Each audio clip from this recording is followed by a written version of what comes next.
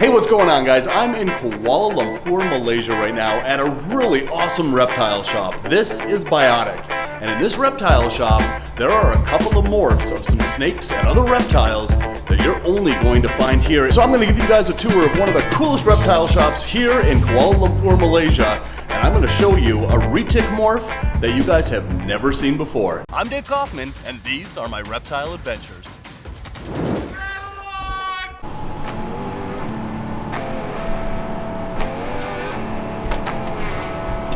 Oh.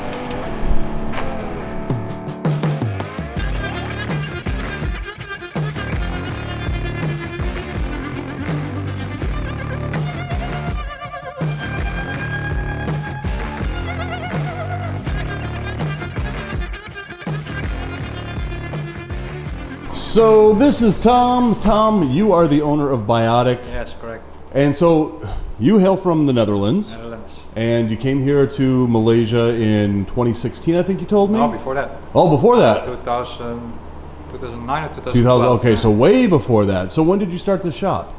2016. That's where the I 2016 started first comes small in. shop. This is number 3 already. This is number 3 already. Keep All right. upgrading. So you've got some very cool stuff in here. This is the retail part of the shop, but behind that curtain, you have some really cool stuff behind the scenes. We'll see that in a second, but right over here, I see this huge display as soon as you walk in the shop, and you've got some sailfin dragons in here, which are just, I mean, who doesn't love sailfin dragons? You've got a male and a female in there. Can we check out that male? Yeah, okay. Yeah. Hey, buddy. Oh, yeah, he's already getting spazzy.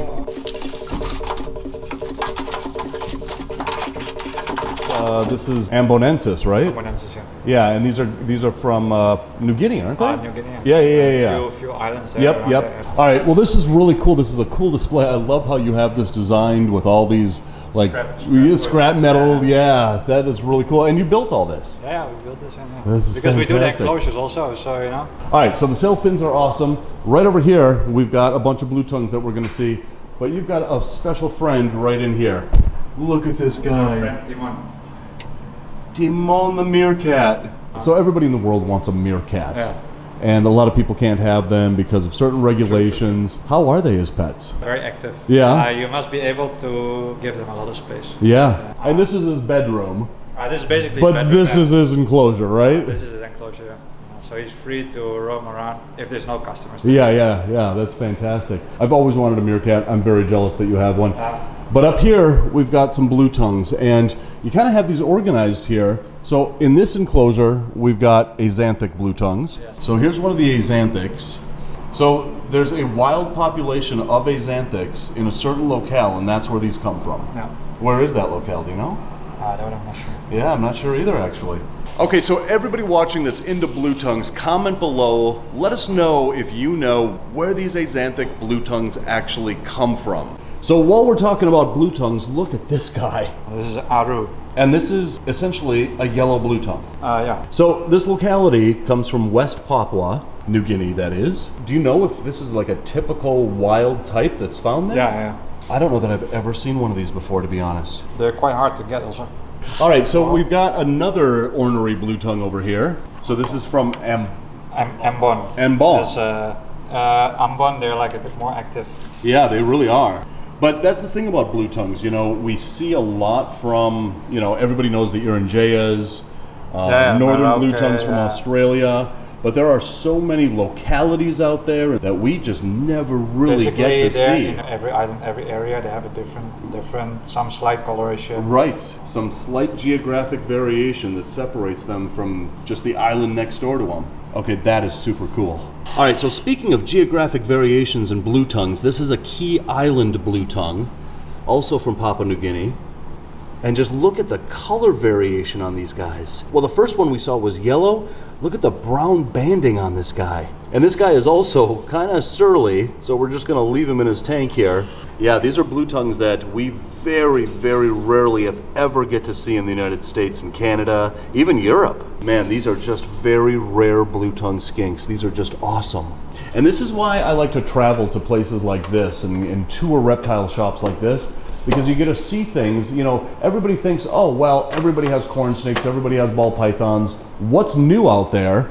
And then you come to a place like this and you see what's, you know, new to us, and new to most people watching this. And speaking of new, right over there, you've got a retic that we have absolutely got to meet. All right, guys, have a look at this retic. He's a little bit snappy, so I'm just going to watch it here. But look at this. This is a retic morph no one has ever seen before, and the reason why we know that is because this guy is wild caught in Indonesia just 2 months ago. He has a pretty, I would say, calico pattern on him, but I have never seen a pattern like this on a retic before.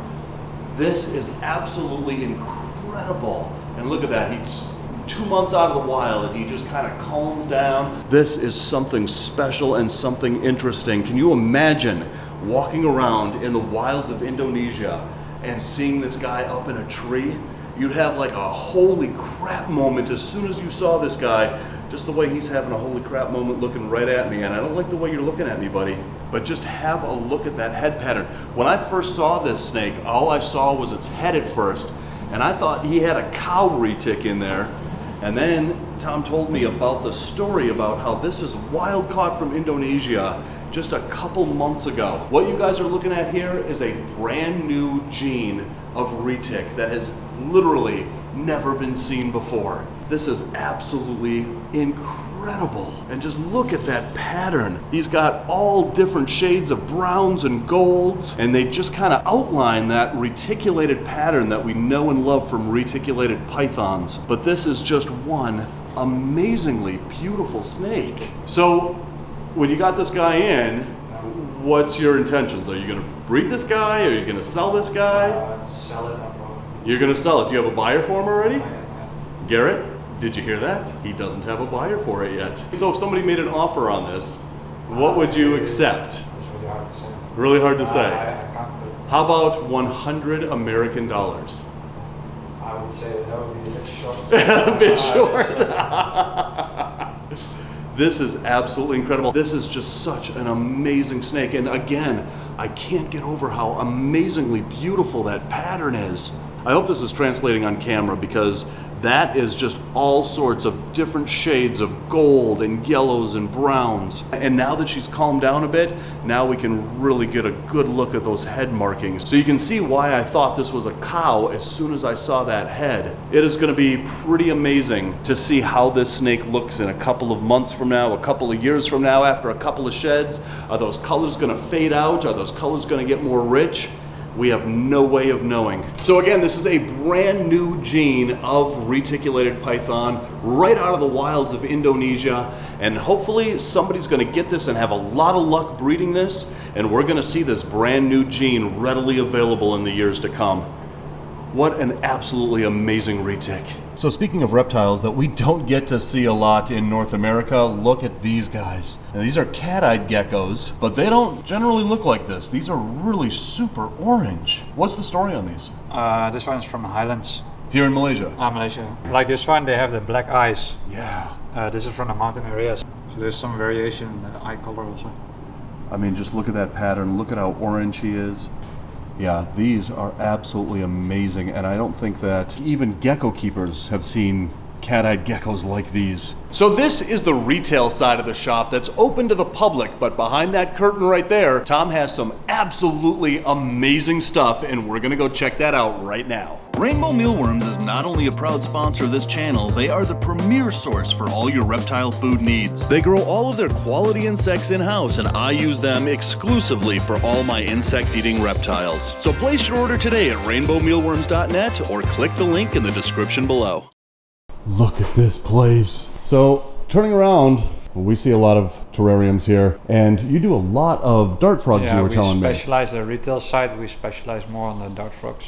Now, when it comes to importing South American and Central American frogs into Malaysia, is it easy? Is it hard? It's easy, it just takes time. It just takes time. But all of this, usually I buy captive bred from Europe. From breeders. Europe, okay. So we just have to wait for the CITES permit, everything to go through. It's about 3-4 months on average Gotcha. before we have everything ready to bring it in. So you can't just really go to a reptile expo and buy these like we can in the United States, Canada, and Europe. You have to go through a whole process. Yeah, here in Malaysia, because this is considered protective or protected under Malaysian law, so they need a permit. All right, so those are the frogs, and we're going to conclude with what's behind us here. You have some of the rarest and most amazing viper species in these enclosures. We've got to take a look here. So let's start with this one, because this one is probably the rarest viper that you have here. This one's quite rare.